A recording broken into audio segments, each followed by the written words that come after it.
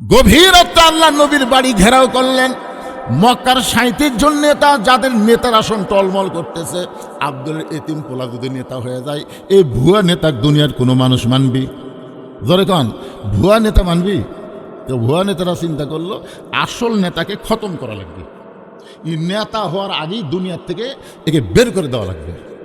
এই জন্য গভীর রাত্রে 37 জন নেতা আল্লাহ নবীর বাড়ির চারিধার ঘেরাও করছে হত্যা করার জন্য। সবার হাতে একটা করে লাঠি আছে, কেউ বর্ষা লিছে, কেউ তীর ধনুক দিয়েছে, এক একজন এক একটা লিয়ে নবীর বাড়ির চারিধার ঘেরাও করছে। নবী হত্যাই করবে। এমন সময় আল্লাহর নবী আলীর কাছে এসে কানে কানে বলতেছে, আলী রে, আমার বিছনায় তোমার ঘুম পাড়া লাগবে। শুধু ঘুম না, চাদর মুড়ি দিয়ে ঘুম পাড়বে। আলী বলতেছে, হুজুর আপনার বিছানায় যদি আমি ঘুম পাড়ি তাহলে আপনি কি করবেন? আল্লাহ রসুল বললেন, আজকে রাত্রেবেলায় আমার মক্কা ছেড়ে মদিনার পথে রওনা দেওয়া লাগবে। আলী বলতেছে, হুজুর আমি জানলা দিয়ে তাকে দেখলাম অনেকগুলো নেতা লাঠি সোটা নিয়ে দাঁড়িয়ে আছে। এতদিন তো কেউ আপনাকে হত্যা করার জন্য দাঁড়িয়ে ছিল না, তখন আল্লাহ আপনাকে হিজরতের হুকুম করলো না। আজকে সবাই যখন দাঁড়িয়ে আছে মারার জন্য, তখন আপনাকে আল্লাহ বাড়ি থেকে বার হওয়ার যাওয়ার কথা বলতেছে। আমার মনে হয় আল্লাহ ইচ্ছা করে, এইগুলো সব আল্লাহ ইচ্ছা করে আপনাকে মার খাওয়ার জন্য করতেছে। আল্লাহ রাসূল বলেন, আলী তোমার কাজ হলো বিছনায় চাদর মুড়িতে ঘুম পাড়ো, আর আমার কাম হলো হিজরত করা। জোরে কান সুবহানাল্লাহ। নবী দরজা খুলে দেখে 37 জন নেতা অস্ত্র শস্ত্র নিয়ে দাঁড়ায় আছে। নবী বললেন, আল্লাহ তাহলে এখন কি করব? আল্লাহ বললেন, আপনার উপর যেই কিতাব নাজিল করেছি সব সমস্যার সমাধান। অনুনাজ্জিলু মিনাল কুরআনি মা হুয়া শিফাউ ওয়া রাহমাতুল লিল মুমিনিন। সূরা ইয়াসিন থেকে 3টা আয়াত পড়ে এক মুষ্টি বালির মধ্যে ফুঁক দিয়ে আপনি বালু ছিটায় দেন। আল্লাহর হুকুম মোতাবেক নবী যখন বালু ছিটায় দেয়, আল্লাহ তাআলা 37 জন নেতার মধ্যে ওই চোখের মধ্যে ওই বালুগুলো ঢুকাইয়া দেয়। জোরে কোন সুবহানাল্লাহ। নবী উপর দিকে ছিটা দিয়েছে আর ঢুকা দিয়েছে কে? আল্লাহ। ওরকে হাতত লাঠি সোটা যা আসলো ফেলে দিয়ে বালু চোখে ঢুকলে আরো লাঠি ফেলে দেখালি চোখ ডলতেছে। রাসূল কয়, আল্লাহ কি সুযোগ! এখন ইচ্ছা মতো ওরকে লাঠি দিয়ে ওরকে পাঁচাত বাড়ান যাবি। আল্লাহ হচ্ছে আজকে বাড়ি না, আজকে আপনি যান, জাগা মতো বাড়ি হবি। কারণ 24 সালের 5ই আগস্ট আসা লাগবে। জোরে কোন কথা ঠিক না? আগে বাড়াবাড়ি, আগে 15.5 বছর দৌড়াদৌড়ি। কারণ তুমি যাবে যেখানে, পুলিশ যাবে সেখানে, দরকার নেই। আমার যত বন্ধু বান্ধব আছিল সবাইকে বললাম, ভাইরে আজকে রাত একটু তোমাকে বাসার থাকবার চাই। সব বন্ধু বান্ধব বলতেছে তুমি গজবে আসো, দরকার নেই। শেষ পর্যন্ত গাড়ি এক জায়গা থুয়ে আর এক জায়গা আলুর বাগড়ের মধ্যে আমরা শুয়েছিলাম কতদিন। কি মনে করছেন এইরকম নির্যাতনের পরে 24 সালের 5ই আগস্ট কি কন পিটাপিটির দিন আসেনি? একটা পুলিশ দেশে উঠছে।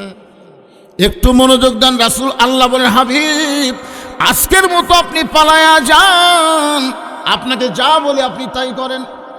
সময় মতো মার দেওয়া হবে, জায়গা মতো মার দেওয়া হবে। নবী চুপি চুপি আবু বকরের দরজা দিলেন। আবু বকর বলে ডাক দেওয়া মাত্রই দরজা খুলে গেল। নেতাও যেমন কর্মীও তেমন। জোরে কোন সুবহানাল্লাহ। দরজা ঢক ঢক করা লাগে নাই, কলিং বেলে কোনো চাপ দেওয়া লাগে নাই, চিল্লি করা লাগে নাই। শুধু আস্তে করে বলেছেন আবু বকর, সঙ্গে সঙ্গে দরজা খুলে গেল। নবী চোখের পানি নিয়ে বলে, আবু বকর আমি যে আসতেছিলাম এইটাকে তুমি আগে থেকে জানো, আমি ডাক দাও মাত্রই তুমি দরজা খুলে দিলে। আবু বকর বলে, রাসূলুল্লাহ কয়েক মাস আগে আপনি বলেছিলেন একদিন গভীর রাত্রে মক্কা থেকে মদিনায় হিজরত করা লাগতে পারে, আমাকে সঙ্গে করে আপনি মদিনায় যাবেন। সেদিন থেকে আজ পর্যন্ত কোনো রাত্রিবেলা ঘুমাইনি, বরং সারা রাত আমি দরজার কাছে দাঁড়িয়ে থাকি। আল্লাহ নবী এক টানে আবু বকরকে বুকের মধ্যে নিয়ে আবু বকরের কপালে একটা চুমা দিয়ে বলে, আল্লাহ আমি আবু বকরকে কি দিব? আমার তো দেওয়ার মতন কিছুই নাই। আল্লাহ বলেন, হাবিব আপনার পরে কেউ যদি আমার দোস্ত থাকে, সে দোস্তের নাম হলো আবু বকর। আবু বকরকে নিয়ে রওনা দিলেন। আবু বকর বলে, ইয়া রাসূলুল্লাহ মক্কা থেকে মদিনা হলো উত্তর দিকে, কিন্তু রওনা দিচ্ছেন পূর্ব দিকে। কারণ কি? রাসূল বলে, আবু বকর, আল্লাহ হুকুম করেছে ওই যে একটা উঁচু পাহাড় দেখতেছো, ওই পাহাড়ের মাথায় চড়তে হবে। পাহাড়ের মাথায় একটা গর্ত আছে, এই গর্তের নাম হলো গারে সুর। এই গর্তের মধ্যে আমাদেরকে আত্মগোপন করা লাগবে। সুবহানাল্লাহ বলেন। আল্লাহ নবী আবু বকরকে আত্মগোপন করেছেন। এইদিকে রাত শেষ হয়ে গেল, রাতটা শেষ হয়ে সকাল হয়ে গেছে। আবু সুফিয়ান বলে, নেতা, যেভাবে আমরা লাঠি সোটানে পহরা দিলাম, আমার মনে হয় ঘর থেকে আমাকে দেখে ভয়ে বাড়ায়নি। এখন কি করবেন? আবু জেহেল বলতেছে, এরকম 27টা নেতা একত্র হওয়া যাবি আজকে হুসি মারার জন্যে? কে রে, রাত চলে গেছে, তো কি হচ্ছে? আমাকে ওপর মক্কার কথা বলার কেউ আছে? কেউ যখন নাই, দরজা খুলে আজকেই মারবো রে। এই বাঁচা থাকলে আমাকে ভুয়া নেতৃত্ব চলবি না রে। এই বাঁচা থাকলেই কোরআন দিয়ে রাষ্ট্র চলাবে, আমাকে ভুয়া নেতৃত্ব শেষ হয়ে যাবে, আজকেই কাম সারা লাগবে। 7-8 জন নেতা একমত হয়ে আল্লাহ নবীর বাড়ির দরজা খুলছে। বাড়ির দরজা খুলে যেই মাত্র ঘরের দরজা খুলে তাকায় দেখে ওরে তামানে চাদর দিয়ে নাক দেখে ঘুম পাড়তেছে। ওরে তামানে চাদর দিয়ে কি দেখে? নাক দেখে। এটা কি করতেছে? এটা না না না, হাঁটুর মধ্যে কিছু বোঝাচ্ছেন। কে ভাই রে? কে রে? এইদিকে তাকান, এদিকে তাকান। আপনি যদি শুয়ে থাকেন, চোখই বন্ধ করে থাকেন, বক্তার সামনে এসে অন্ধ ইটার কথা বলতেছেন তো, যে চাদরালা না মুরব্বী যদি হন, আপনাকে যে ওয়াজ শোনা কি ফরজ? আপনার কোন তো এই ঠান্ডার মধ্যে ওয়াজ শোনা কি ফরজ? ফজরের নামাজ পড়া হলো ফরজ। ফজরের নামাজও নাই, ওয়াজ শুনে কি হবে? না, এরকম থাকলে আপনার দেখা দেখে অনেকে অলস হয়ে যাবে। শরম নাই, শরম নাই। আপনি হয় চলে যান, না হয় কালো বক্তার দিকে তাকা থাকেন। তাকা থাকলে আল্লাহ তাআলা আপনার জীবনের সগীরা গুনাহ মাফ করে দিবে। জোরে কান সুবহানাল্লাহ। কথা বলেন, অত্যন্ত গুরুত্বপূর্ণ বিষয়। ঘরের দরজা খুলে তাকা দেখে ওরে তার মানে চাদর দিয়া নাক দেখে ঘুম পাড়তেছে। আবু জেহেল কয়, গে এক সারা রাত আমরা পহরা দিলাম, এক মারার জন্য আমরা সারা রাত পহরা দিলাম, আমাদের চোখে ঘুম নাই, আর চাদর মুড়িতে ঘুম পাড়ে। আসলে এটা কে? ওরা তো আর জানে না, ওরা মনে করছে নবী। উলিদ বিন মুগিরের হাতে একটা বর্ষা ছিল, ওই বর্ষাটা চাদরের উপর দিয়ে মাইরা নবী বিশ্বাস করে হত্যা করতে চায়। আবু জেহেল ফতোয়া দিছে, ঘুমন্ত মানুষকে মারা জায়েজ নাই। সুবহানাল্লাহ বলেন। ঘুমন্ত মানুষকে মারা জায়েজ নাই। উলিদ বিন মুগিরা বলে, নেতা, যাকে মারার জন্য সারা রাত পহরা দিলাম আর সেই বেটা আরামে ঘুম পাড়ে, একে না মারা পর্যন্ত আমার কলিজার শান্তি নাই। এবেলা আবার যখন বর্ষা মারবার চাই, আবু জেহেল খফ করে বর্ষা ধরে বলতেছে, আমি যে তোর নেতা, তুই কি আমাকে মানিস না? আমি যে তোর নেতা, তুই কি আমাকে মানিস না? কতগুলা ক্যাডার দেখবেন অনেক সময় নেতার উপর দিয়ে কাম করবার চায়। এরকম কিছু ক্যাডার আছে না নাই? জোরে কান আছে না? হ্যাঁ। আবু জেহেল খফ করে বর্ষা ধরেছে, এক হাতে চাদর টান দিছে, এক হাতে বর্ষা ধরেছে, আর এক হাতে চাদর টান দিছে। চাদর টানতে দেখে চাদরের মধ্যে যে লাখ টাকা ঘুম পাড়ে, সে আল্লাহর নবী না, সে হইল আলী। আবু জেহেল বলতেছে, কে রে আলী? এই জায়গার তো নবী থাকার কথা রে, এই জায়গা তুই ঘুম পাড়তিস, নবী গেল কোথায়? তাহলে আল্লাহ নবী গেল কোথায়? হযরত আলী মুচকি মুচকি হাসতেছে। জোরে গান সুবহানাল্লাহ। হাসার কারণ হলো দুইটা। এক নম্বর হাসার কারণ হলো নবী নিরাপদে চলে গেছে, তোদের পহরা দিয়ে কোনো লাভ হলো না, নবী আমার নিরাপদে আছে। জোরে গান সুবহানাল্লাহ। আর 2 নম্বর কারণ হলো যে তোমরা চেতন থেকে নবী পহরা দিলে, নবী কোথায় গেল তোমরাই জানো না, আমি ঘুমের মানুষ কেমনে জানবো? এই কথা যেই মাত্র হযরত আলী বলেছে, সঙ্গে সঙ্গে আবু জেহেলের মুকুট পড়ছে ছাই, চিল্লাই বলতে, স আমরা এখন যাই। আবু সুফিয়ান বলে, নেতা, এরই জন্যই তো আমরা তো জানলাতে বহুবার দেখছি, কিন্তু এরই জন্যই তো ই শুয়ে না থাকলে তো এক না হয় আমরা সাইজ করি। যেই বলছে আবু সুফিয়ান, নেতা, এরই জন্যই তো ই শুয়ে না থাকলে তো আমরা বুঝতে পারতাম না, তাহলে এক সাইজ করি। সঙ্গে সঙ্গে হযরত আলী 2 হাত বাড়ায় ডাকতেছে, আয়। সুবহানাল্লাহ। সাঁইতের জন্য তার হাতে অস্ত্র আছে, আর একজন আলী সবাইকে ডাকতেছে আয় আয়। যেই মাত্র ডাকছে আয় আয়, সঙ্গে সঙ্গে আবু জেহেল বলতেছে দরকার নাই, কারণ আবু জেহেল জানে এই আলী সাধারণ কোন আলী না, এই আলী হচ্ছে ইসলাম গালিব করার ব্যাপারে আসাদুল্লাহিল গালিব। হোসেন বলতেছে আমার বাবা শুধু বিশ্ব আলেম না, আমার বাবা হলো বিশ্ব। এ কথাটা সবাই বলতে হযরত আলী জীবনের সম্পর্কে আপনারা জানেন না? তাহলে একটা ছোট্ট ঘটনা শোনেন। তিহিমা প্রান্তরে নবী যখন সাহাবীদের নিয়ে আলোচনা করতেছে, এমন সময় নবীর চোখ দিয়ে দর দর করে পানি পড়তেছে। তো ওসমান গনি বলে ইয়া রাসূলুল্লাহ, এত সুন্দর আলোচনা করেন হুজুর, কিন্তু আপনার চোখ দিয়ে পানি পড়ে কেন? আল্লাহ রাসূল বলে, সাহাবীরা তোমরা জানো না, মক্কার সবচাইতে বড় বীর তার নাম হলো আমর, উমর না, তার নাম হলো আমর। সে কাবা শরীফ দিয়ে শপথ করছে যে আব্দুল্লাহর এতিম পোলাকে হত্যা না করা পর্যন্ত আমি দুনিয়ার কোনো পানি পান করব না। যে আমর 3.5 মণ ওজনের তরবারি নিয়ে যুদ্ধ করে, যে আমর যুদ্ধ করতে যায় তরবারির ওজন হলো 3.5 মণ। যে আমর প্রতি সন্ধ্যায় 21 কেজি খাদ্য খায়, প্রতি সন্ধ্যায় যে খাদ্য খায় তার ওজন হলো 21 কেজি। সাহাবেরা চিন্তা করে আমরা সারা বছরেও তো 21 কেজি খাই না, তাহলে প্রতি সন্ধ্যায় যদি 21 কেজি খায় আর 3 সন্ধ্যা হলে 63 কেজি। হায় হায় কি খানে আলারে। সে কাবা ঘর সে শপথ করছে মুসলমানের নবী হত্যা না করা পর্যন্ত আমি দুনিয়ার কোনো পানিও পান করব না। আল্লাহ রাসূল বলেন সাহাবীরা রে, সে আমর আমাকে হত্যা করার জন্যে মক্কা থেকে রওনা দিয়েছে। এই খবর জানার পরে আমার চোখ দিয়ে দর দর করে পানি পড়তেছে। ওসমান গনি বলে ইয়া রাসূলুল্লাহ, তাহলে আমর আসার আগেই আপনি দোয়া করেন আল্লাহ যেন আমরের হাত পা অবশ করে দেয়। আমর এখানে আসার আগেই আপনি দোয়া করেন, কি করেন? দোয়া করেন আল্লাহ যেন আমরের হাত পাও কি করে দেয়, অবশ করে দেয়।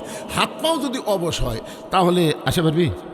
আমাকে একজন বলতে যে হুজুর ওসমান হাদিক যায় গুলি করে হত্যা করলো, আল্লাহ কি করলো? হায় হায় হায়, ওসমান হাদিকে যে গুলি করে হত্যা করলো, আল্লাহ কি করলো? ওসমান হাদি যদি আল্লাহর পথেরই লোক হয় তাহলে আল্লাহ তাকে সাইজ করলো না কেন? এরকম কিছু কথা কিন্তু মানুষ বলে, উদ্ভট কথা কয় না। আবার আমার কাছে একজন বলতেছে হুজুর মাটির পুতুল বানায়া করিলা বেহোশ, তুমি যেমনি নাচাও তেমনি নাচে পুতুলের দাও দোষ। তুমি সর্প হইয়া দংশন করো আবার ওঝা হইয়া ঝাড়ো, তুমি চোরকে বলো চুরি করো আবার পুলিশ হইয়া ধরো। নাউজুবিল্লাহ খান না কেন? এরকম কিছু লোক নাই যে একটা আবুল সরকার বাড়াছে, আল্লাহর নাকি আগামাতা নাই, কখন কি কয় এটা আপনাকে বুঝাই দিব। ওয়ালা তামুতুন্না ইল্লা ওয়া আনতুম মুসলিমুন, মুসলমান না হয়ে মরা যাবে না, এইটা বোঝানোর জন্যই তো আপনাদের বলতে যে ভাইজান একটু মনোযোগ দিয়ে শোনেন। ওসমান গনি বলে রাসূলুল্লাহ হুজুর আপনি দোয়া করেন আল্লাহ যেন আমরের হাত পাও অবশ করে দেয়। নবী তাকায় দেখে প্রত্যেকটা সাহাবী ওসমান গনির সাথে একমত, মানে প্রত্যেকটা সাহাবী ওই কথার সাথে কয় মত? আর সুকুতু আনির রেজা, চুপ থাকাই হলো সম্মতির লক্ষণ। তো নবী কি করছেন? 2 হাত তুলে আল্লাহকে বলতেছে আল্লাহ আল্লাহ, যে আমর আমাকে হত্যা করার জন্য কাবা ঘর সে শপথ করছে, আল্লাহ সেই আমরের হাত পা, এই হাত পা কয়াই নবী আর কথা কয় না। হাত পা তারপরে অবস্থা গলেকবে না, কিন্তু নবীকে হাত পা বলতেই নবীর কথা বন্ধ। ইতিমধ্যে জিবরাইল এসে নবীকে বলতেছে ইয়া আইয়ুহান নাবিয়্যু হারজিল মুমিনিনা আলাল কিতাল, ওগো নবী যারা আপনার ওয়াজ শুনতেছে, যারা আপনার ওয়াজ শুনতেছে তাদেরকে আপনি সৈন্য হিসাবে গড়ে তোলেন, তাদেরকে আপনি সৈন্য হিসাবে গড়ে তোলেন। যে কোনো সময় মক্কার কাফেরেরা মদিনাকে আক্রমণ করতে পারে, আপনি দোয়া দিয়ে দরুদ দিয়ে মদিনা রক্ষা করতে পারবেন না। মদিনা রক্ষা করতে গেলে কাফের বেঈমানদের বিরুদ্ধে অস্ত্র ধরা লাগবে। জোরে কোন কি ধরা লাগবে? খালি এই 2 হাত না, এই 2 হাতত লাঠি নেওয়া লাগবে। খালি দোয়া দিয়ে কাম সারবেন। মুয়াজ্জিন বলতেছে হুজুর যে হারে গ্রামে চুরি শুরু আছে, একটু দোয়া করেন তো আল্লাহ চোরের হাত থেকে যেন ভাদারকে বাঁচায়। এখন ইমাম সাহেব বলতেছে এশার নামাজের পর সবাই বসবেন, ভাই কেউ যাবেন না। সবাই বসেছে, বলে 3 বার সূরা ইখলাস পড়েন, 11 বার দরুদ শরীফ পড়েন, 7 বার আস্তাগফিরুল্লাহ পড়েন। পড়ার পরে 2 হাত তুলে বলতেছে সবাই আল্লাহর কাছে কাঁদবেন, ভাই আল্লাহ আল্লাহ চোরের হাত থেকে ভাদারকে তুমি হেফাজত করো, আল্লাহ আল্লাহ আর যেন এই গ্রামে চুরি না হয়, আল্লাহ চোরের হাত থেকে হেফাজত করো। ইমাম যখন কান্দে কান্দে দোয়া করতেছে, চোর জানলার ওই পার থেকে বলতেছে আমিন আমিন। আচ্ছা, চোর আমিন আমিন করার কারণ কি জানেন? যে তোরা দোয়া করে ঘুমায় আর আমি চুরি করি। আর ইমাম সাহেব যদি বলতো চোরের হাত থেকে বাঁচার জন্য কোনো দোয়া না, প্রত্যেকটা 3 হাত করে একটা লাঠি কাটো, 3 হাত করে একটা কি কাটো, লাঠি কাটো। যে দিক দিয়ে চোর আসবে এই রাস্তাগুলো তোমরা চিহ্নিত করে গোপনে গোপনে প্রত্যেক রাস্তায় 5 জন লাঠি নিয়ে দাঁড়ায় থাকো, দেখি চোর কোন দিক দিয়ে আসে। এটা যদি চোর শোনে আমিন কবি, ওরে বাবা রে, 2 হাত খালি দোয়ার জন্য না রে, এই 2 হাত হলো লাঠি ধরার হাত। আল্লাহ নবী আর দোয়া করলেন না, আমরের হাত না বলেই নবী আস্তে আস্তে হাতটা নিচের দিকে নিয়ে আসলেন। সঙ্গে সঙ্গে ওসমান গনি বললেন, ইয়া রাসূলুল্লাহ হুজুর, আমরা সবাই আপনার সঙ্গে হাত তুলে দোয়া করতে চাই, অথচ আপনি দোয়া না করে হাতটা নিচে নিয়ে আসলেন। রাসূল বললেন, সাহাবীরা রে, তোমাদের মধ্যে এমন কে কেউ আসো, ওই আমর আমি নবীর কাছে আসার আগে তার কাছে তোমরা যাবার পারবে? তোমাদের মাঝখানে এমন কেউ আছে যে আমর আমি নবীর কাছে আসার আগে ওই আমরের সামনে যাবার পারবে? এমন কি তোমাদের মধ্যে কেউ কে আছে? প্রত্যেকটা সাহাবী মাথা নিচু করে চিন্তা করতেছে, 3.5 ওজনের তরবারি প্রতি সন্ধ্যায় 21 কেজি খায়। সবাই চিন্তা করতেছে, কিন্তু পিছনে 11 বছরের একটা কিশোর, বুঝলেন, ছোট মানুষ, আর চিন্তা ভাবনা আছে। পিছন দিক থেকে কিশোর হযরত আলী দাঁড়িয়ে বলতেছে, লব্বাইক ইয়া রাসূলুল্লাহ, আমি আমরের সামনে দাঁড়াবার চাই। আল্লাহ রাসূল বলেন, এজলেস, বস। এই তুই ছোট মানুষ, তুই কি বুঝিস না? নবী বললেন, সাহাবীরা রে, তোমাদের মধ্যে এমন কে কেউ আসো ওই আমরের সামনে দাঁড়াবার পারবা? সঙ্গে সঙ্গে হযরত আলী দাঁড়িয়ে বললেন, লব্বাইক ইয়া রাসূলুল্লাহ, আমি আমরের সামনে দাঁড়াবার চাই। আল্লাহ রাসূল বললেন, আয়। যেই নবীর কাছে আইছে, নবী বলতেছেন, আলী, আমর জেহাদের ময়দানে 3.5 ওজনের তরবারি নিয়ে যায়, প্রতি সন্ধ্যায় 21 কেজি খায়। এত বড় বীরের সামনে তুই দাঁড়াবি, একটাবার তোর নিজের দিকে চিন্তা কর। আলী বলতেছে, ইয়া রাসূলুল্লাহ, আল্লাহ নবীর প্রতি বিশ্বাস স্থাপন করার পরে আমার ঈমান আমাকে বলে দিয়েছে আমি দুনিয়ার কোনো দিকে তাকাই না, আমি আমার আল্লাহর দিকে তাকায়া থাকি। ওগো আল্লাহর নবী, আপনাকে আমি এত ভালোবাসি, দুনিয়ার কোনো কাফের এসে আপনাকে হত্যা করবে, আপনাকে মারবে, আর আমি আলী জীবিত থেকে এইটা দেখব, এটা কখনো হবে না। আমি আমার জীবনের চাইতে আপনাকে বেশি ভালোবাসি গো আল্লাহর নবী, আমি আমার জীবন দিব, কিন্তু কোনো কাফেরকে আপনার সামনে আসতে দিব না। সুবহানাল্লাহ কোন না কেন? আমি আমার জীবন দিব, ধরে কোন কি দিব? সঙ্গে সঙ্গে আল্লাহর নবী বলে, ওসমান। ওসমান বলে, লব্বাইক ইয়া রাসূলুল্লাহ। রাসূল বলে, ওসমান, তোমার বাড়িতে কোনো তরবারি আছে? ওসমান গনি বলে, ইয়া রাসূলুল্লাহ, ওই কুরবানির সময় উট দুম্বা জবাই করার একটা তরবারি আছে। রাসূল বললেন, তাহলে সেটাই নিয়ে আসো। ওসমান গনি এক দৌড়ে বাড়িতে গিয়ে একটা তরবারি এনে নবীর সামনে দিলেন। নবী তাকায় দেখে তরবারি ওজনে হলো 1 কেজি, লম্বাই হলো 27 ইঞ্চি। কয় কেজি? 1 কেজি, লম্বাই হলো 27 ইঞ্চি। চিন্তা করতেছেন কয় মন নিয়ে আসতেছে? 3.5 মন তরবারি নিয়ে আসতেছে। আর ওসমানের বাড়িতে আছে 1 কেজি 27 ইঞ্চি। কি করবেন? হুজুরে গেলে তো আর অত দরকার নাই, হুজুরা বছর অন্তর কুরবানি জবাই করে কিছু টাকা পায়। ওসমান গনি তার কুরবানি জবাই করে টাকা না, তিনি অত্যন্ত কি ছিলেন? ধনী ছিলেন। কেমন ধনী? আল্লাহ নিজেই বলেছেন, ওসমান গনি। জোরে কোন সুবহানাল্লাহ। একদিন আল্লাহ রাসূল বললেন, ওসমান, আল্লাহ তোমাকে কত সম্পদ দিয়েছে, তুমি কি তার হিসাব জানো? ওসমান গনি মুসকি মুসকি হাসার বলে, হুজুর আপনি কি খন? সম্পদশালীর উপর যেদিন থেকে যাকাত ফরজ হয়ে গেছে, সেদিন থেকে হিসাব করাও ফরজ। সুবহানাল্লাহ কোন না কেন? যেদিন থেকে যাকাত ফরজ, সেদিন থেকে সম্পদের হিসাব করাও কি ফরজ। কারণ শতকরা কত টাকা? শতকরা আপনার কি ধনী লোক নাই নাকি রে? শতকরা কয় টাকা? তো শতকরা 2.5 টাকা যদি আপনি হিসাব করে যাকাত না দেন, তাহলে আপনার যাকাত আদায় হবে?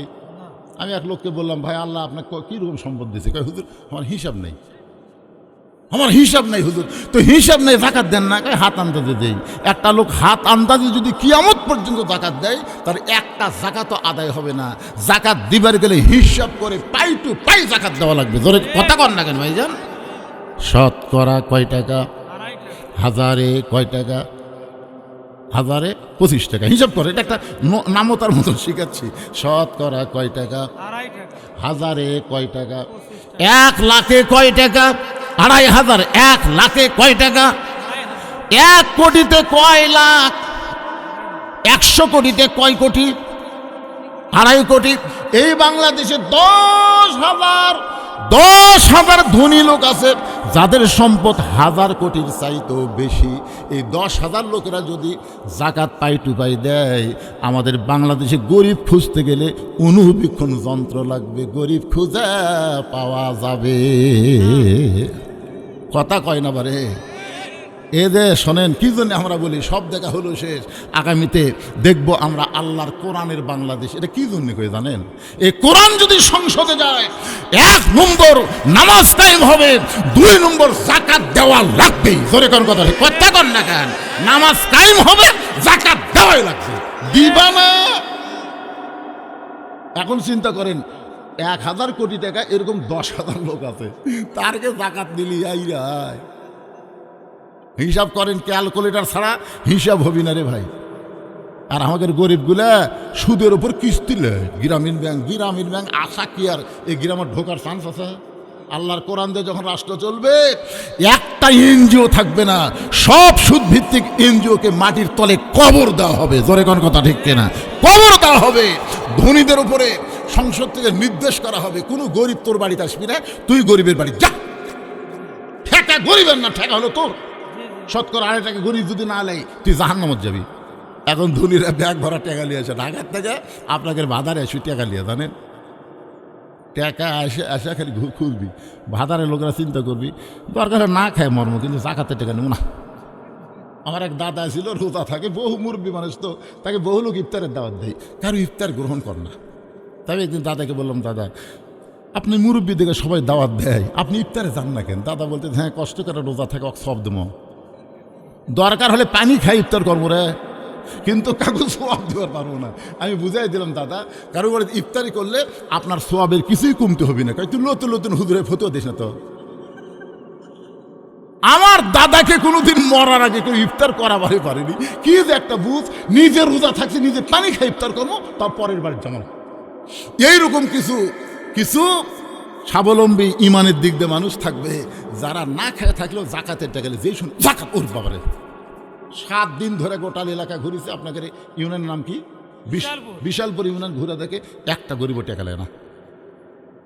এটা ওমর ইবনে আব্দুল আজিজের সময় 7 দিন ঘুরে দেখে কেউ নেয় না। মনের দুঃখে মরুম হয়ে গেছে, দেখি তো কোনো গরিব আছে কিনা। যা দেখে গাছতলাতে একজন ঘুম পাড়তেছে, বস্তা মাথার দিয়ে। তুই মনে করছে যাকবারে 7 দিন পর একটা গরিব পাওয়া গেল। গরিব দেখে বস্তা মাথার দিয়ে ঘুম পাড়ার দিকে, আসসালামু আলাইকুম। বস্তাটা লাভ ধরে বলতেছে আলহামদুলিল্লাহ। বেগালা খাই কে রে, আমি তোকে সালাম দিলাম, তুই আল্লাহ শুকুর আদায় করিস কেন? বলে 1 বস্তা টেকালে 15 দিন ঘুরছি ভাই, একজন গরিব নাই। তোকে দেখে গরিব মনে করে আল্লাহ শুকুর আদায় করছি, টাকার বস্তা লে তো। ওই কয় আমি ঘুরি ব্যাগ লে, তুই ঘুরিস বস্তা লে, তাহলে গরিব। আপনি জানেন না, যেদিন থেকে সুদকে কবর দেওয়া হবে, যাকাত ভিত্তিক অর্থনীতি চালু হবে, সেদিন থেকেই অমামিন দাব্বাতিন ফিল আরদি ইল্লা আলাল্লাহি রিজকুহা, আসমান থেকে মুমিন মুসলমানের জন্য আল্লাহ বরকতের সাথে রিজিকের ব্যবস্থা করবে। ধরে কোন সুবহানাল্লাহ। খালি সুদক কবর দেন। সুদের 1 টাকা খাওয়া মানে কি? এই কথা কোন, সুদের 1 টাকা খাওয়া মানে কি? আল্লাহ নবী সুদের বড় পাপ বলছে, জানেন? সুদের সবচেয়ে বড় পাপ হলো আল্লাহর সঙ্গে যুদ্ধ করা। কিন্তু সবচাইতে নিম্ন পাপ বলবার জন্য নবী 3 বার মুখ ঢাকছে। সুদের সবচেয়ে নিম্ন পাপ বলতে গিয়ে নবী মুখ ঢাকে। সাহাবীরা বললেন, হুজুর মুখ ঢাকেন। আল্লাহ রাসূল বললেন, কেমনে বলি? না আসলে কেমনে বলি? সাহাবীরা বললেন, হুজুর না বললে কেমনে হবে? রাসূল বললেন যে সুদের 1 টাকা খায়, শেষ তার গর্ভধারিণী মায়ের সাথে 42 বার জিনা করার গুনাহ হয়। নাউজুবিল্লাহ। জোরে এখন ভাই রে, আপনাদের এই গ্রামে কেউ সুদ খায়? এর বাড়ি কোন জায়গাটা?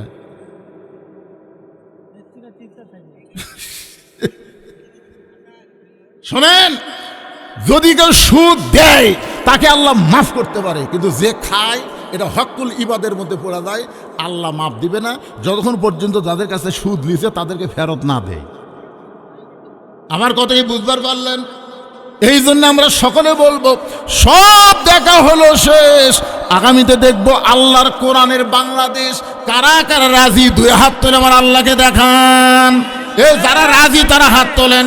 লিল্লাহে তাকবীর। আল কোরআনের আলো, কোরআন হাদিস যেখানে, দুনিয়ার মুসলমান লিল্লাহে তাকবীর। আলহামদুলিল্লাহ। ঘড়ির দিকে তাকায় দিকে রাত বাজতেছে 11টা 10, আর আপনাদের চেহারা দিকে মনে হচ্ছে কেবল রাত 9টা বাজতেছে। মানুষ কম হোক, তাজা। এটা ঘুমাচ্ছিল, এটাও তাজা হয়ে গেছে আলহামদুলিল্লাহ।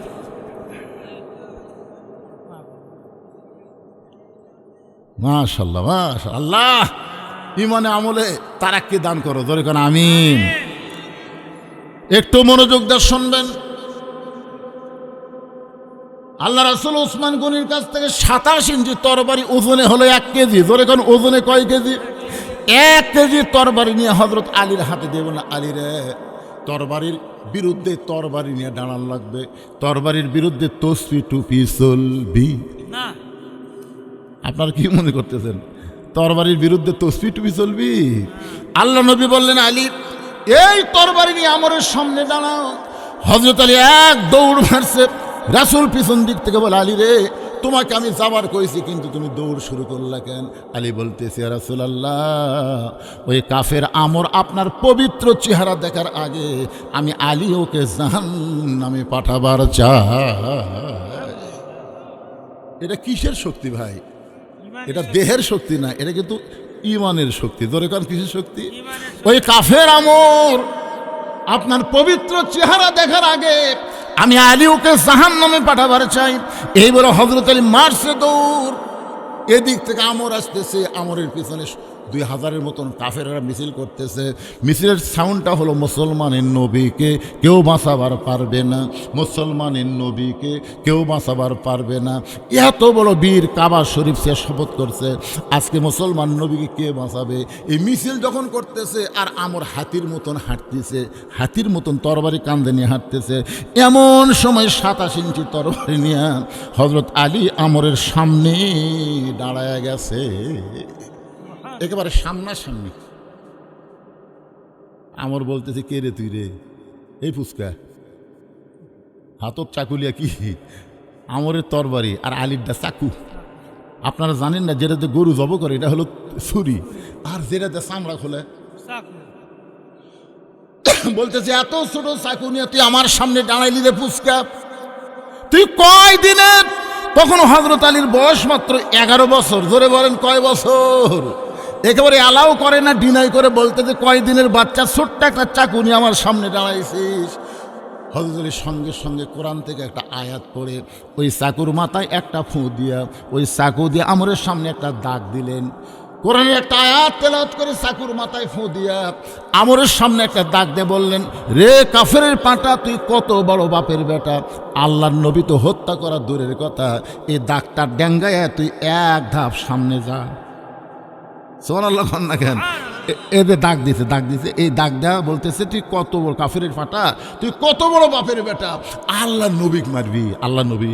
তাহলে দাগটা ডেঙ্গায় এক ধাপ সামনে যা, যা। এই কথা যেই কইছে ভাই, আমরের ভিতরে হযরত আলীর একটা সাউন্ড ছিল, যার নাম হলো হায়দারি হাঁক। ধরে এখন কি হাঁক? হযরত আলী হায়দার। হযরত আলীর নামের পিছনে কিন্তু হায়দার শব্দ আছে। হায়দার এমন ভাবে বলছে, বুঝলেন, ওর ভিতর খালি আলী বলতেছে, রে কাফেরের পাঁটা, কত বড় বাপের বেটা, নবী মারা তো দূরের কথা, এক ধাপ ডাঙ্গায় সামনে যা।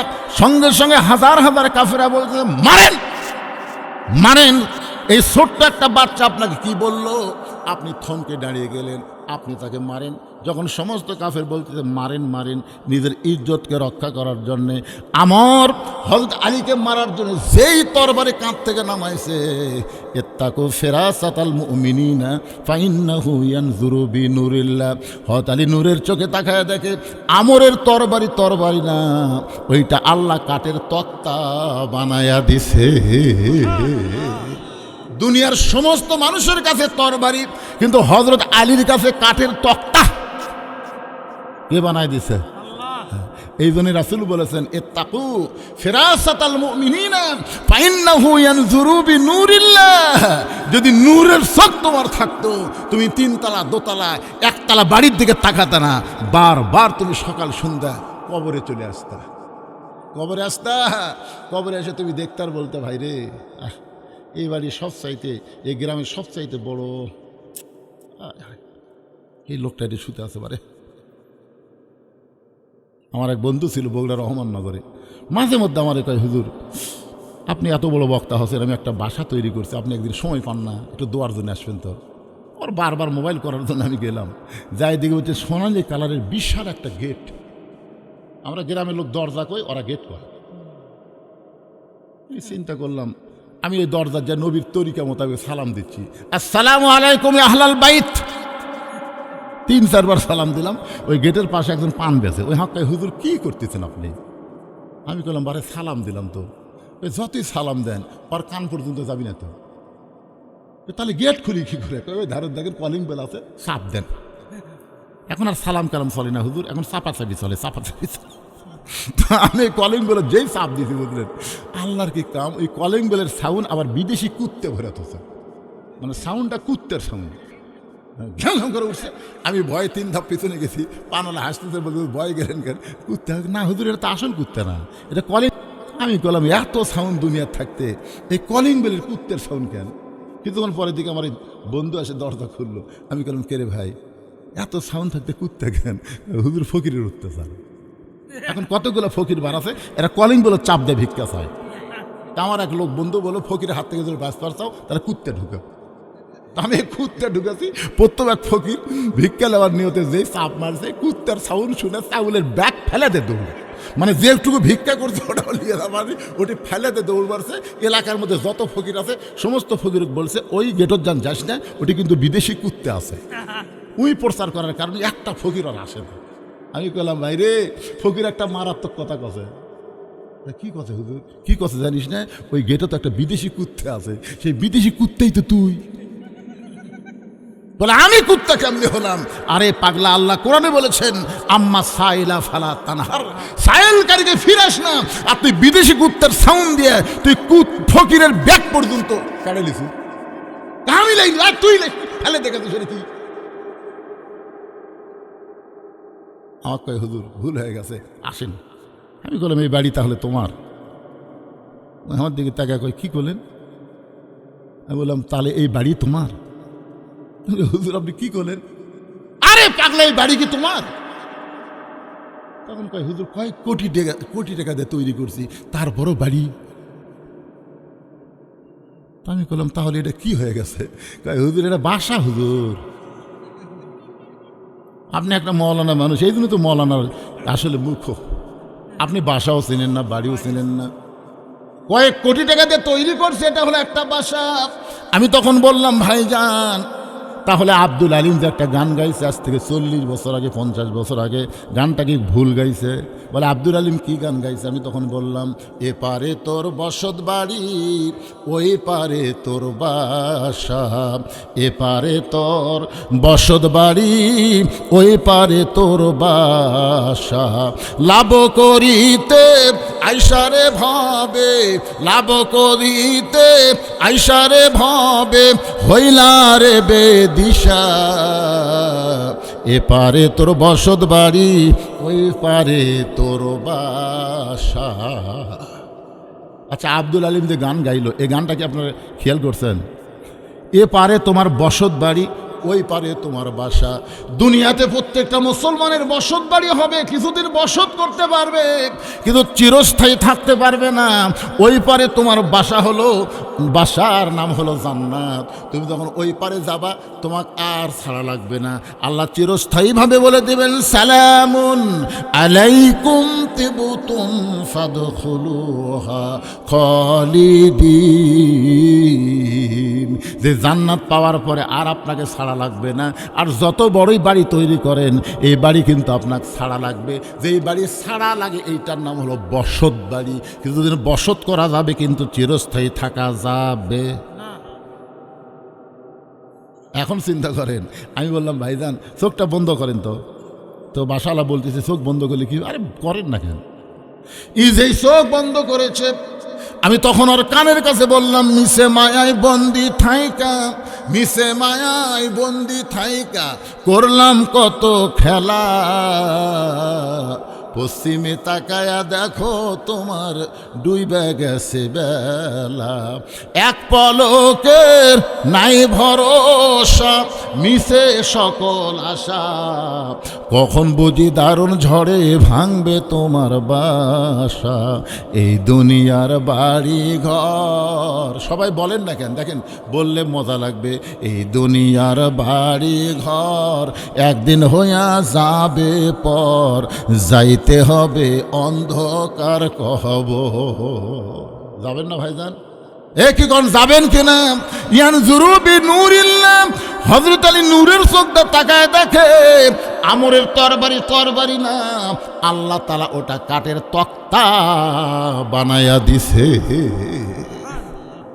নমরুদ খালি বারবার কয়, ইব্রাহিম রে, তোকে পুরানোর জন্য বিশাল একটা আগুনের চুলা বানাছি রে, এ ইব্রাহিম একটা বার তাকায় দেখ। আল্লাহ কয়, ইব্রাহিম দেখো তো, দেখো। নমরুদ বারবার দেখবার কয়, তোমার দেখলে কি হয়? ইব্রাহিম কয়, আল্লাহ, আমি আপনার দিকে তাকিয়ে আছি, ওদিকে তাকাবার চাচ্ছি না। আল্লাহ কয়, একবার তাকাও তো, আমি তো হুকুম করতেছি। ইব্রাহিম তাকায় দেখে আগুনের চুলা নাই, আল্লাহ শান্তির বাগান বানিয়ে দিছে। ইব্রাহিম কয়, আল্লাহ কি দেখতেছি? কয়, ওটাই তো, তোমার বাপ চলো করে টান মারবি আর তুমি শান্তির বাগানোর যাবে। নমরুদ যে চিল্লাচ্ছে আগুন আগুন কয়ে, আরে পাগলা, নমরুদ আগুনের চুলা বানাবার পারে, কিন্তু আগুন জ্বলানোর ক্ষমতা নমরুদের হাতত নাই। তো আগুন জ্বলানোর ক্ষমতা কার হাতত? আল্লাহর হাতে। ফেরাউন খালি বারবার বলে, মুসা রে আর পলাবার পারবি না, সামনে সাগর, তিন দিকে আমরা সৈন্য লাঠি না দাঁড়ায় আছি, সামনে সাগর, তুই পলাবি কোন দিক দিয়ে? আল্লাহ কয়, মুসা, ফেরাউন বারবার সাগর কয়, একবার তাকায় দেখো। মুসা বলতেছে, আল্লাহ কি দেখবো? আমি তোমার দিকে তাকায় আছি। হাসবি আল্লাহ নিমাল ওয়াকিল অনিমাল মাওলা অনিমান নাসির। আল্লাহ বলেন, নাসরুম মিনাল্লাহি ওয়া ফাতহুন কারীব ওয়াবাশশিরিল মুমিনিন। হাতের লাঠির আঘাত করছে আল্লাহ তাআলা, 12 লাইন রাস্তা বানায়া দিছে। আপনারা বলেন তো, সে আল্লাহ বর্তমানে আছে না নাই? এই যে কিছুদিন আগে ভারতের এক উগ্রপন্থী মন্ত্রী কি কইছে, যে বাংলাদেশে দিন দিন মৌলবাদীরা বাংলাদেশকে দখল করার পায়তারা করতেছে। এই মৌলবাদীরা বলতেছে সব দেখা হলো শেষ, আগামীতে দেখবো কোরআনের বাংলাদেশ। কিন্তু বাংলাদেশের হুজুররা তো জানে না, তিন দিকে ভারত, একদিকে সাগর। যদি ভারত একবার হুজুরদের ধরে, এই মৌলবাদীদের ধরে, এরা পলানোর কোনো রাস্তা খুঁজে পাবি না। সাথে সাথে আমি ফেসবুকে পোস্ট দিলাম, এই নেংটির বাচ্চারা, তোরা মুসানবী চিনিস? মুসানবী যদি চিনা থাকিস এ কথা বলিস না। তোরা যে সাগর দেখাবি, আল্লাহ সেই সাগর আমাদের জন্য রাস্তা বানাই দিবে। জোরে কোন কথা ঠিক কি না? তোরা অস্ত্রের ঝনঝনানি, পারমাণবিক অস্ত্র, অ্যাটম বোমা নিয়ে মশান মারিস না। নমুদের আগুনের চুলা যদি আল্লাহ শান্তির বাগান বানায় দেয়, তোদের বোমাও আল্লাহ মুসলমানের জন্য মিষ্টি বাঙ্গি তরমুজ বানায় দিবে। জোরে কথা কোন পারে না? ওরা ভারত থেকে বোম মারবি, আপনাকে এই জামাইল এলাকাতে এসে ওই বোমা পড়বি, পড়ে মাটির উর্বর শক্তি দেখে আল্লাহ কবি, এই বোমা ইসাব্বিহুলাহু মা ফিস সামাওয়াতি ওয়াল আরদ, আসমান জমিনের মধ্যে যা কিছু আছে সব তসবিহ করে কার? আল্লাহ। তাহলে বোমার মধ্যে অনুপরমাণু কার তসবিহ করে? আল্লাহ। তো বোমা বলতেছে, আল্লাহ আমরা কি করব? ওরা তো নিংটির বাচ্চারা তো মারলো, কিন্তু মুসলমানের জেহাদি ময়দানে এসে আমরা কি করব? আল্লাহ বলে, মাটির পরশে তরমুজ হয়ে যা, ওই এলাকার যেটা ভালো হয় সেটাই হোক। তো এখন আপনাকে এলাকার মনে করেন তরমুজই ভালো, বড় একটা তরমুজ পড়ে আছে, ছেলেরা কয়, কে রে, ওটা কি দেখা যায় না? তো যায় দেখে তরমুজ, বাড়ির থেকে দাও বটি যা আছে বলে সব কাটে কাটে খাচ্ছে। ওরা অনুবীক্ষণ যন্ত্র দেখতেছে বোমা যে জামাইল পড়লো, বোমার খবর কি? ওরা দেখে যে কাটিয়ে খাচ্ছে। নেংটির বাচ্চারা, জানিস না রে নেংটির বাচ্চারা, আমরা আমেরিকা, রাশিয়া, ব্রিটেন, ফ্রান্স, ভারতকে ডরাই না, আমরা ভয় করি আল্লাহর। জোরে বলেন কার? এই জন্য আল্লাহ বললেন, আত্তাকুল্লাহ হাক্কা তুকাতিহি ওয়া লা তামুতুন্না ইল্লা ওয়া আনতুম মুসলিমুন। হযরত আলী এক লাফে তরবারি যখন তক্তা দেখছে, এক লাফে ওই তরবারি তক্তার উপরে উঠে, আলীর হাতে যেই ছুরি আছে তার লম্বা হলো 27 ইঞ্চি, ওজন হলো 1 কেজি, বিসমিল্লাহ কয়া মারছে। ওরই তরবারি তক্তার উপর উঠে বিসমিল্লাহকে মানে আমরের ঘাড়ও 27, ছুরিও 27, একের খাপের খাপ মিলে গেছে পারে। শুধু ঘাড়ের সঙ্গে লাগাইছে, সঙ্গে সঙ্গে আমরের দেহ একদিকে, মাথায় একদিকে পড়েছে। সমস্ত কাফের দে দৌড়, যত কাফের আসলে একটা আর নাই। এমন সময় আল্লাহর নবী এসে বলতে চাইলি, রে তুমি কি জানো তোমার ডিগ্রি হলো এই মুহূর্তে আসাদুল্লাহিল গালিব। আলী চোখের পানি বের করে বলতেছি, ইয়া রাসূলুল্লাহ আমি কিন্তু মারিনি। ওকে আল্লাহর নবী আমি কিন্তু মারিনি। আল্লাহ রাসূল বলে কি বলতেছে? হুজুর বিশ্বাস করেন আমি কাল ঠেকাছি। এই ঠেকাতেই কিভাবে দুই ভাগ হলো আমি নিজেও তো চিন্তা করে পারতেছি না। আল্লাহ রাসূল এভাবে আঙ্গুল তুলে বললেন, যে কথা একবার কইছো এ কথা আর কইও না, আমার কাছে কসো কসো এটা যারা আর কারো কাছে কইও না, কারণ তোমার ডিগ্রি কিন্তু আসাদুল্লাহিল গালিব, এটা আমি দেইনি, স্বয়ং আসমান থেকে আল্লাহ দিছে। জোরে কোন সুবহানাল্লাহ। আলী বলতে যে হুজুর আমি কিন্তু মারি নাই। রাসূল বলেন চুপ, আর বলবা না।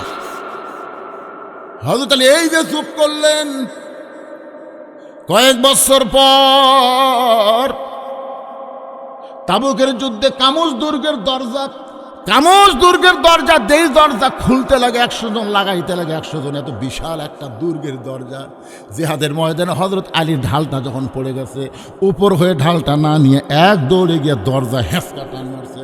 যে হ্যাঁচকা টান মারছে, গোটা দুর্গের দরজা হযরত আলীর হাতে ঢাল হয়ে গেছে। একটা দুর্গের দরজা হাতের মধ্যে উঠে আসে। কাফেররা কয় কে রে, মানুষ নাকি রে? সমস্ত কাফের যখন ভয়ে দৌড় দিছে, হযরত আলী রাগ করে দরজা ফেলে দিছে, 80 গজ দূরে গিয়ে পড়ছে। সাহাবেরা নবীর কাছে গিয়ে বলতেছি, ইয়া রাসূলুল্লাহ আজকে আলীর কারণে আমরা যুদ্ধে জয় হলাম, আজকে আলীর কারণে আল্লাহ আমাদের বিজয় দিল। নবী কোনো কথাই বলতেছে না। কিছুক্ষণ পরে হযরত আলী, আল্লাহ রাসূল বলে আলী খবর কি? আলী বলতেছে হুজুর আপনি কি শোনেন নাই, শুধু দরজা টান দিছি, হ্যাঁচকা টান, হাতে ঢাল হলো, ওরা সব ভয়ে চলে গেল। হুজুর এত জোরে দরজা ফেলে দিলাম, 80 গজ দূরে গিয়ে পড়েছে। আল্লাহ নবী বলেন কথা কি সত্য? আলী বলতেছে বিশ্বাস যদি না হয় তাহলে আমার সাথে চলেন। নবীর সামনে সামনে, হযরত আলী পিছনে পিছনে, ওই যে দরজা দেখা যায়। রাসূল বলেন আলী রে, যে দরজা ফেলে দিলে 80 গজ দূরে গিয়ে পড়লো, ওই দরজা একটু ওপর দিকে তোলো। হযরত আলী দৌড়ে গিয়ে দরজা ধরে নাড়ে, নিজে নড়ে কিন্তু দরজা নড়ে না। সমানে দরজা টানে, নিজেই নড়ে কিন্তু দরজা নড়ে না। আলী চোখ দিয়ে দর দর করে পানি পড়তেছি, ইয়া রাসূলুল্লাহ হ্যাঁচকা টান দিলাম, হাতে ঢাল হলো, এখন দরজা ফেলে দিলাম, 80 গজ দূরে গিয়ে পড়লো।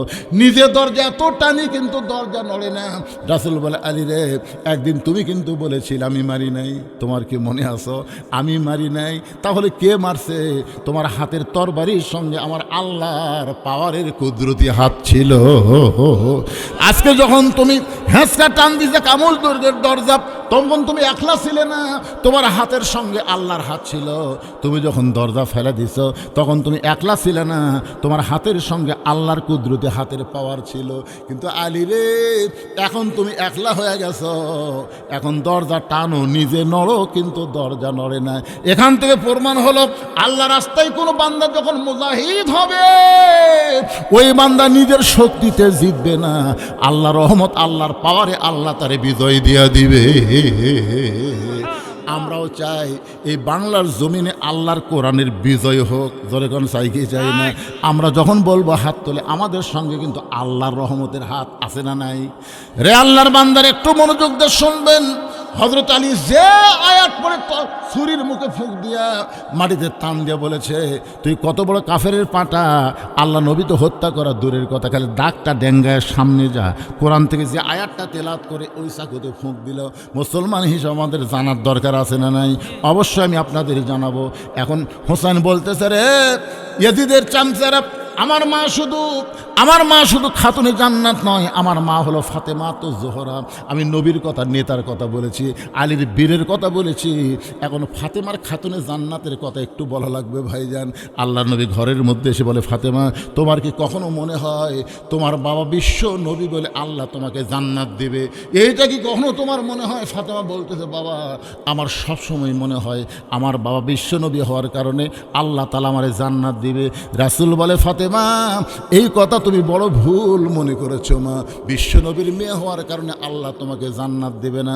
জান্নাত যদি যাওয়ার চাও তাহলে জান্নাতের আমল করে তোমাকে জান্নাতে যেতে হবে।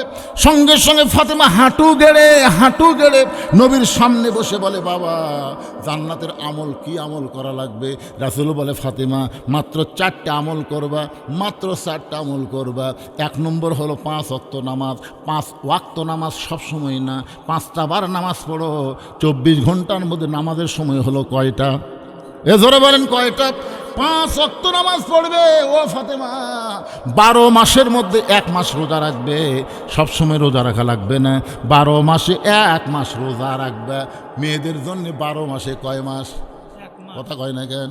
কতগুলো মেয়ে দেখবেন সোমবারে রোজা রাখে, বৃহস্পতিবারে রোজা রাখে, এরকম মেয়ে আছে না নাই? স্বামী এখন শীতের দিন রাতের বেলা খেলবার পারতেছে না, দিনের বেলা একটু খেলাধুলা করবে স্বামী, বুঝতেন? বউ বলতেছে, আসো গো গোসল আগে একটু খেলি। বউ বলতেছে, আমি রোজা আছি। কি বুঝলেন? স্বামী এই জন্য মায়েদের বলবো, মা নফল নামাজ নফল রোজা স্বামীর হুকুম ছাড়া করা যাবে না। এ কথা কন না কেন? আল্লাহ রাসূল বলেছেন, আল্লাহর পরে কাউকে যদি সেজদা দেওয়ার হুকুম থাকতো তাহলে প্রত্যেকটা নারীকে বলা হতো তোমার স্বামীর পায়ে সেজদা করো। এই কথার দ্বারা রাসূল বুঝাইলেন আল্লাহর পরেই মেয়ে মানুষের কাছে সবচাইতে দামি ওই মহান ব্যক্তি হলো তার স্বামী। কোনো বউ যদি নফল নামাজের নিয়ত করে আর স্বামী যদি ডাকে, ক্যাগো, সঙ্গে সঙ্গে নামাজ বাদ দিয়ে স্বামীর ডাকে উত্তর দেওয়া লাগবে। শুধু ফরজ নামাজের নিয়ত করলে স্বামী ডাকলে উত্তর দেওয়া যাবে না, কারণ আগে আল্লাহ তারপরে স্বামী। আমার কথা বুঝলেন? তাহলে রমজানের ফরজ রোজা করো, তো এত রোজা কি করবার কথা রে? হ্যাঁ, রোজা যদি করবার চাস 50 বছরের পরে কর, যখন খেলাধুলা করার শক্তি থাকবে না তখন রোজা কর। এই জুয়ান বয়স আমি একটু অ্যাঙ্গেলে বুঝা দিলাম, পরে আপনার বুঝা নেবেন, বুঝলেন? সব কি আর বুঝা দেওয়া যায়? কে আবারে কি গল্প করতেছেন ময়নারা? জনগণ আপনাকে দিকে তাকাই তো, এই জন্য বলতেছে গল্প করলে মেলা যা জিলাপি খাও দাও। কি বিরক্ত হচ্ছেন? একটু মহব্বত না জিকির করেন, লা ইলাহা ইল্লাল্লাহ, জোরে লা ইলাহা ইল্লাল্লাহ মুহাম্মাদুর রাসূলুল্লাহ সাল্লাল্লাহু আলাইহি ওয়াসাল্লাম। আল্লাহ রাসূল বলেন, ফাতেমা সারা বছর রোজা থাকা লাগবে না, মাসে বছরে কয় মাস? 1 মাস রোজা থাকলে রোজার হক আদায় হবে। ও ফাতেমা, সবসময় স্বামীর খেদমত করা লাগবে না। স্বামী যখন খেদমত চাবে তখন খেদমত করবা, নিজের ইচ্ছায় স্বামীর খেদমত করবা না। স্বামী চাইলে খেদমত করবা। মায়েরা শোনেন, আপনি যখনই নিজের ইচ্ছায় স্বামীর খেদমত করবার যাবেন তখন বোঝা যাচ্ছে আপনার মধ্যে শয়তানি আছে। হয় স্বামীর বাপের বিরুদ্ধে, না হয় মায়ের বিরুদ্ধে ওয়াজ করবে। তাছাড়া হঠাৎ এরা এত রাবিয়া হলো দূর থেকে। এই জন্য রাসূল বলেছেন, স্বামী যখন খেদমত চাবে তখন স্বামীর খেদমত করবে। আল্লাহ নবী চোখের পানি নিয়ে বললেন, ফাতেমা শুধুমাত্র পর্দা, শুধুমাত্র সতীত্বের হেফাজত, পর্দা করা, এটার কোনো ওয়াক্ত নাই মা, এটার কোনো সময় নাই, এটা সব সময় ফরজ। মেয়েদের যে আমলটা সব সময় করা লাগবে তার নাম কি? জোরে কর না কেন ভাই রে? আপনাকে এলাকাত মেয়ে মানুষ মারা গেলে আপনার কয় কাপড় দেন? 5টা দেন। আচ্ছা আপনারা বলেন তো, মরদ মানুষ আপনারা জানেন যে মেয়েদের যে পুরুষের চাইতে 2টা কাপড় বেশি লাগে, এই 2 কাপড় কোন জায়গাত বাঁধে? এটা শুনালেন? যদি না জানেন তো জানে নেবেন। একটা হলো সিনা বান, মানে বুকত বাঁধে, আর একটা হলো মাথাত বাঁধে। এখন বলেন তো, মরার পরে মাথাত কাপড় বাঁধলো কিন্তু বেঁচা থাকতে চুল বেচা খেলো, তাহলে কি হবে কোন? তো না, বেঁচা থাকতেই মাথার চুল বেচা খেলো। মেয়েদের মাথার চুল শুধু একজন পুরুষ দেখতে পারবে, সেই পুরুষ হলো তার স্বামী। স্বামীর সামনে মাথায় কাপড় দেওয়া লাগবে না, আর স্বামী ছাড়া বাপ ভাই যারাই হোক সবার সামনে মাথার কাপড় দেওয়া লাগবে। শুধু একজন ব্যক্তির জন্য মেয়েদের মাথার কাপড় দেওয়া লাগবে না, সেই ব্যক্তি হলো তার কি?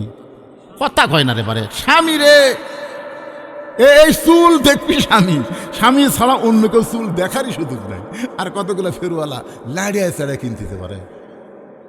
একেবারে মগজ থেকে বাড়ি করে দিছে, একদিকে 1 টাকা কাঁচা দিছে, এদিকে চুল দিছে, লাটতিছে লাটতিছে আর চুল দিচ্ছে। ভাবি ভাবি এ সামান্য ভাবি, আর একটু একটু নাই ভাবি। তখন বলতেছে ভাই আর তো নাই, মানে স্বামী খালি প্যারাশুট তেল কিনে দিচ্ছে, জুই তেল কিনে দিচ্ছে ওর চুল দেখার জন্যে, আর ওই খালি সমানে বাড়িতে গেছে, যাই দেখি তো আর একটু নাই তো কি করি, মুড়া চিরো নিলিয়া বুঝলেন, মাথাত খালি একাধারছে মারিয়া কিছু তুলে আমাকে ভাই দেখেন তো। তখন চুলালা লাড়াফেরা করছে, ভাবি আরে একটু না হোক যাক, আজকে এই লিয়ে গেলাম ভাই, ভাবি আগামীবার যেন একটু বেশি হয়, বুঝতেছেন না। এখন আপনারা বলেন যে মেয়ে মানুষের মাথার চুল একটা ফেরওয়ালা, একটা চুলওয়ালা লাড়িয়া সাড়িয়া কিনলো, ওর মাথা মরার পরে কাপড় দিয়ে লাভ হবে না। কি কথা বলে? তাহলে যেই স্বামীর বউ চুল বেচা খাচ্ছে, হ্যাঁ আপনাদের খবর কি ভাই? একটা বউকে আল্লাহ কিছু বলবে না, একটা বউকে আল্লাহ কিছু বলবে না, সব বলবি স্বামী। রাসূল বলেছেন আর দায়ুসুল আয়াদাখুলুল জান্নাহ, দায়ুস কোনোদিন জান্নাতে যাবে না। দায়ুস কে রে? এই তোর কি হলো রে? এই চারটা পোলা দিয়ে বাটা দিলে হয়। এই চুপ থাকো। আমার মায়েরা শোনেন, মরার পরে খাটনি পর্যন্ত চাদর দিয়ে ঢাকে। কি জন্য মরার পরে 5 টাকা কাপড় আবার খাটনি চাদর দিয়ে ঢাকে? কারণ মরার পরে যদি এমন পর্দা হয়, তাহলে জীবিত অবস্থা পর্দা কেমন করা লাগবে একটু মা বোনদের খেয়াল করা দরকার আছে না নাই? আমার মায়েদের জন্য বলতেছি, মা সবাই আমরা মরে যাব, এখানে যত মানুষ আমরা আইছি, এখান থেকে বাড়ি যাওয়ার গ্যারান্টি কারু আরো ধরে কোন কারু নাই। তাহলে আমরা কখন মরবো আমরা কেউ জানি না ভাইরে, কেউ জানি না। এখানে আমরা বসে আছি, আহারে এখান থেকে মরলে আমাদের দেহ কবরে যাবে। আর সেই গোরস্থানের উন্নতি গল্পে মাহফিল আমাকে বলতে, হুজুর গোরস্থানের জন্য একটু 5-10টা মিনিট আপনি একটু চাবেন। আপনারা যারা এই গ্রামের এই গোরস্থানে মারা গেলে যারা থাকবেন, তারা কারা কারা আছেন একটু হাত তোলেন তো দেখি। এই ভাদার পশ্চিমপাড়া কবরস্থানে মরে গেলে আপনারা থাকবেন, এই নিয়ত যার কে আছে তারা একটু হাত তোলেন তো। আরে এই পাড়ার একটাও নাই। সবাই তুলেন, সবাই আদারে খুশি খুশি হাত তুলেন সবাই। খুশি খুশি তুলবি, সত্যি তোলা লাগবে। তুই আমার অ্যাঙ্গেল মারতেছিস, খুশি খুশি। আপনারা এই গ্রামের যারা মাহফিল করতেছেন, যারা এই মাহফিল করতেছেন, আপনারা কেউ নাই? আচ্ছা ঠিক আছে, আপনারা হাত নামান তো দেখি। আমার জগৎ পাওয়ার কমে গেছে তো, দেখে ফেলছি না। আচ্ছা এই গ্রামের বাহির থেকে যারা আওয়াজ শুনতে পাচ্ছেন, তারা একটু হাত তোলেন তো। এরাই বেশি, এরাই বেশি মানে সবই এরাই বেশি। সবাই। আপনি কোথা যাচ্ছেন? এই গ্রামের থেকে। এই গ্রামের আপনি? ও আপনি এই গ্রামে? ভাই আপনি এই গ্রামে? সব দিকে গেল।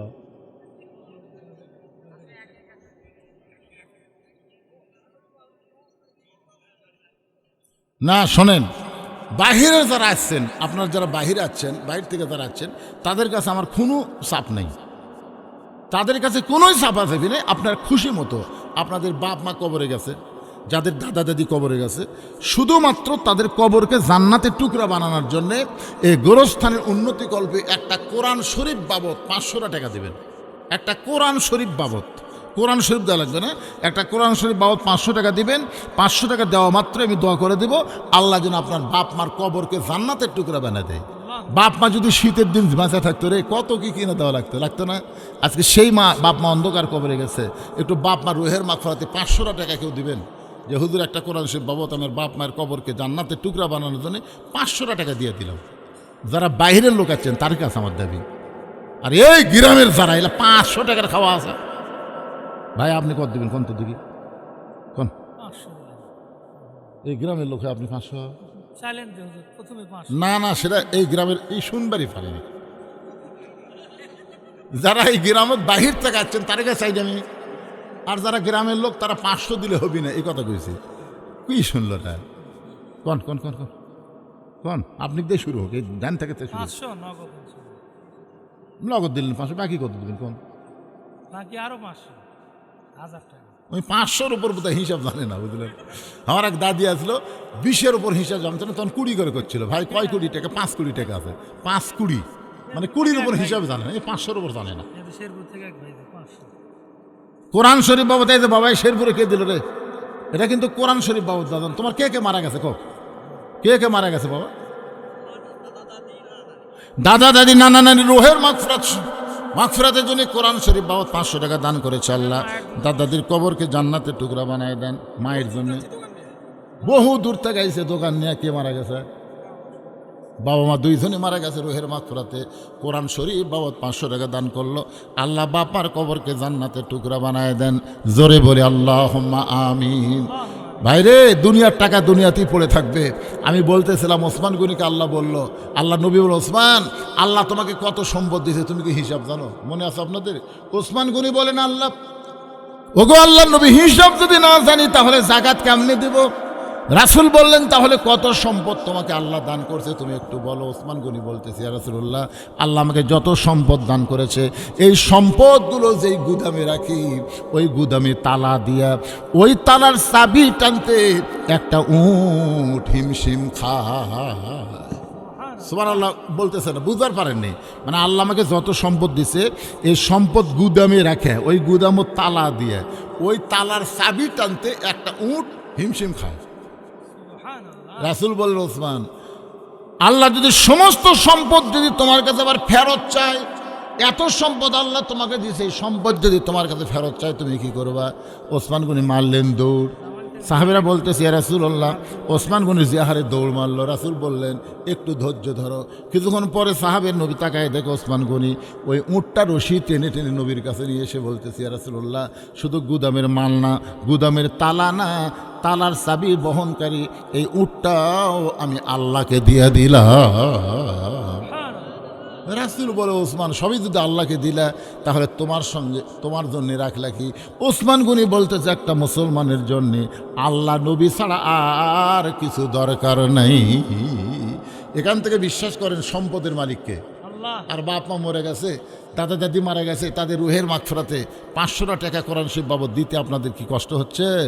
আল্লাহর আরেকজন বান্দা কোরআন শরীফ বাবদ আব্দুল মালিক জামাইল থেকে 500 টাকা দান করেছে। আল্লাহ তার আপনজন যারা কবরে গেছে এই দানের ওসিলায় তাদের কবরকে জান্নাতের টুকরা বানায় দেন। জোরে বলে এই মাহফিলের কমিটির কারা আছে রে বাবা? ভিতরের নামও তো ব্যাগলে 10 টাকা 20 টাকা 50 টাকা 100 টাকা যে যা পারবে আল্লাহর ওয়াস্তে দান করবেন।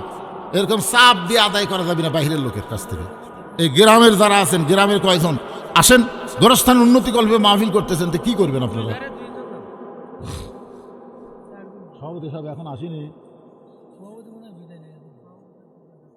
আর বাড়ি কোন জায়গা, কোন গ্রামে? তো কিছু দিয়ে গেছে না খালি খালি কি দিয়েছে? কোন মাশাআল্লাহ। আজকের মাহফিলের সম্মানিত সভাপতি সাহেব নগদে 5,000 টাকা দান করছে। আল্লাহ তার দানকে কবুল করুক, জোরে কোন আমিন। আজকের মাহফিলের প্রধান অতিথিও দিয়ে গেছে। কত দিল? প্রধান অতিথি সাহেব 4,000 টাকা দান করেছে। আল্লাহ তার দানকে কবুল করুক, আল্লাহুম্মা আমিন। আব্দুল বারিক, মা মারা গেছে, এই গ্রামে বাড়ি। মা মারা গেছে, মায়ের কথা মনে করে কোরআন শরীফ বাবদ 500 টাকা গোরস্থানের উন্নতি কল্পে দান করলো। আমরা দোয়া করে দিই আল্লাহ তার মায়ের কবরকে জান্নাতের টুকরা বানায় দেখ, জোরে কোন আমিন। এ বাবা এই গামছার মধ্যে দেন তো, সবাই দেন তো। যারকে বাঁচারই গ্যারান্টি নেই, যে কোনো সময় কবরে যাওয়া লাগবে, জীবনের শেষ দান মনে করে আল্লাহর রাস্তায় দিয়ে দেন। 10, 20, 50, 100 যে দা পারবেন দান করবেন। দুনিয়ারই সম্পদ দুনিয়াতে রবে, ফকির হয়ে মানুষ কবরেতে যাবে। সবাই একটু জিকির করেন, লা ইলাহা ইল্লাল্লাহ, লা ইলাহা ইল্লাল্লাহ। আপনি লেখেন, ফাতিমিন সাহেব লেখেন তো, নিজের ইচ্ছে করে লেখেন। দেখছেন এ খাতা কলম নাই এখানে। আচ্ছা, গোরস্থানে কি কি লাগবে আপনাকে? কি কি লাগে দরকার? নিয়ে যাওয়ার চাচ্ছেন? আচ্ছা ঠিক আছে, আচ্ছা ঠিক আছে। আল্লাহর একজন বান্দা যা আসছিল 20 টাকা দান করছে। আল্লাহ দানকে কবুল করেন, আল্লাহুম্মা আমিন।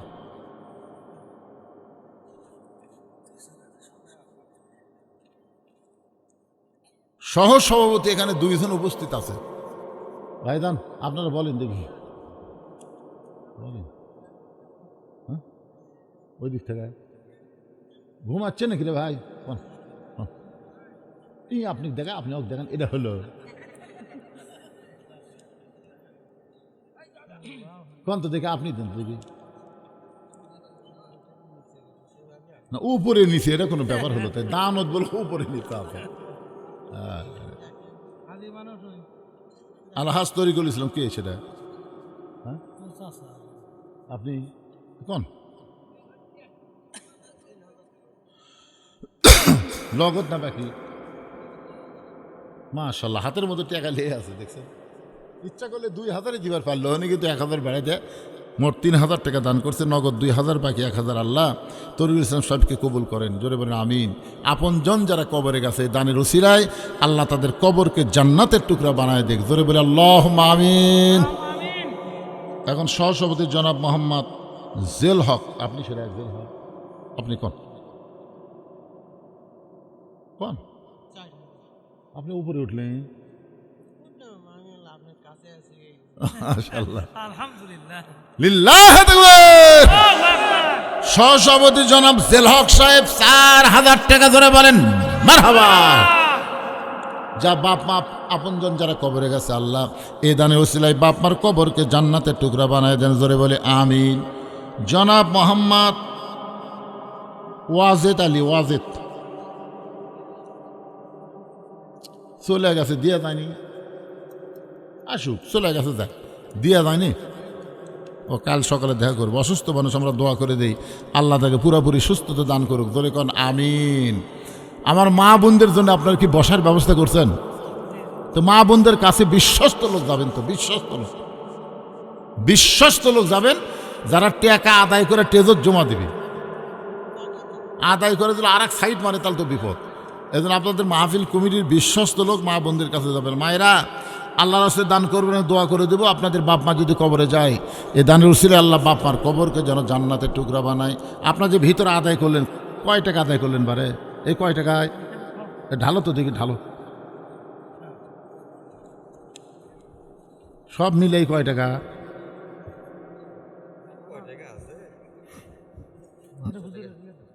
বাইরের লোকের কাছ থেকে কি করবেন?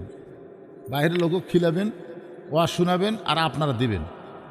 আপনাকে গোরস্থান নিজের বাড়ি করতে, আপনার নিজের বাড়ি করতে কোনোদিন মাইক লাগাছেন যে ভাই আমার এই বাড়ি করতে ভাই রে, আমার 10 বছর সিমেন্ট লাগবে ভাই, আমি একটা জানলা কিনা পাচ্ছি না ভাই রে, আমাকে একটা জানলা দেও ভাই। মানুষকে ভাগটা শুরু করতে করে, তোর বাড়ি তুই করে পারিস কর, না পারিস না কর, ভিক্ষা করিস না। তো আপনি বলেন তো, দুনিয়ার বাড়ির যেটা থাকতে পারবে না সেটা আপনি নিজে করলেন, আর গোরস্থানের টাকা ভিক্ষা করা লাগবে?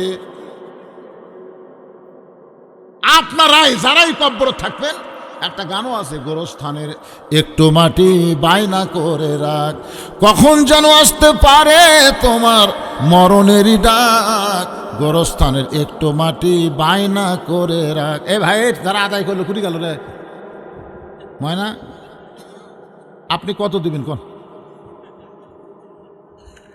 কোন? সালাদ সবা চালানোর কথা হচ্ছে, গোরস্থানের কথা হচ্ছে, তাহলে চাওয়ার দরকার নেই।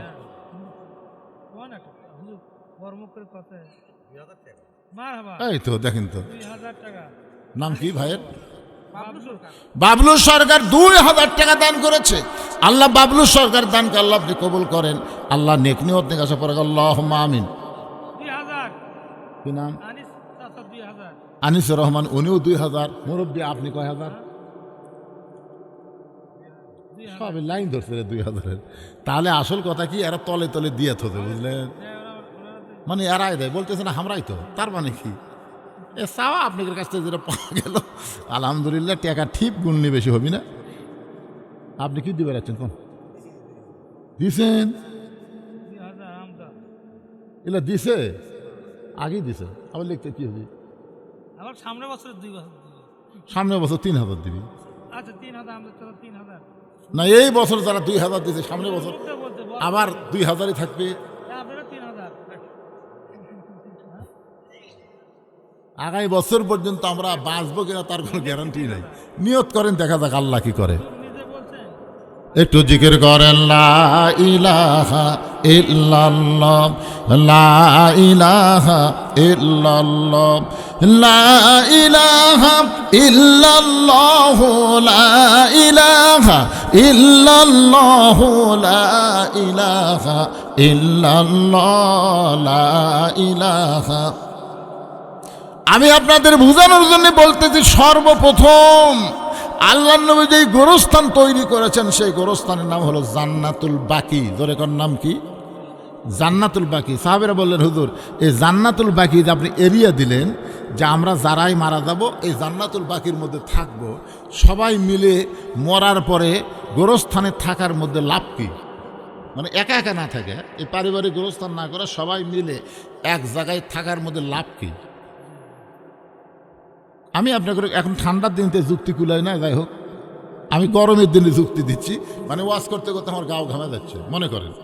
তখন মাহফিল কমিটি চিন্তা করতে যে হুজুর যে হারে ঘামতেছে পারে একটা ফ্যান দিই, তো একটা ফ্যান এখানে সেট করছে। আপনারা বলেন তো এই ফ্যান সেট করছে কার জন্যে? কিন্তু এখানে যত মানুষ আশেপাশে আছে এরা কি বাতাস পাবে না? তাহলে চিন্তা করে দেখেন হুজুরের নিয়তি ফ্যান দিল, কিন্তু আশেপাশে থাকার কারণে সবাই একটা বাতাস পেল।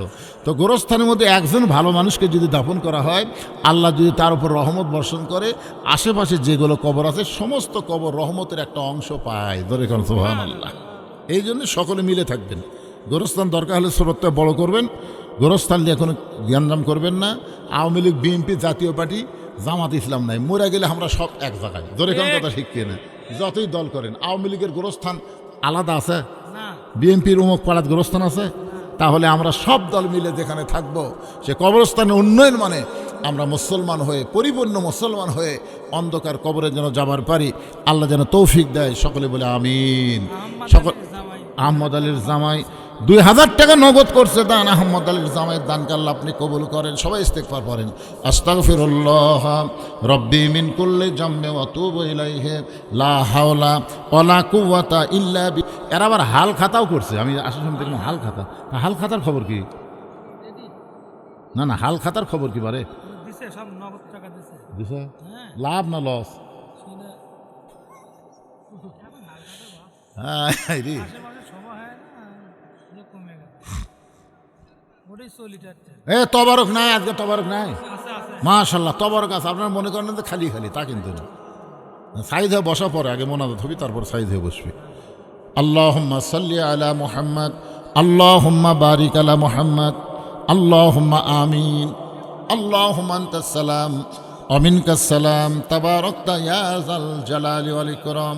আয় আল্লাহ তাআলা, সেই মাগরিবের নামাজের পর থেকে এখন প্রায় রাত 12টা পর্যন্ত তোমার বান্দারা এই জান্নাতের বাগানে বসে বসে কোরআন হাদিস আলোচনা শোনার শেষে আমি গুনাহগারের সঙ্গে রহমতের দরজায় ফকির হয়ে দোকানা হাত তুলেছে। মেহেরবানি করে আজকের মাহফিল আমাদের সকলের হেদায়েতের জন্যে, নাজাতের জন্যে, জান্নাতের জন্যে কবুল করো। এই মাহফিলের শুরু থেকে শেষ পর্যন্ত যত আলোচনা হয়েছে আল্লাহ, এর মধ্যে যদি ত্রুটি হয়, ভুল হয়, মাফ করে দিও। এর যা হাদিয়া মঞ্জুর করো।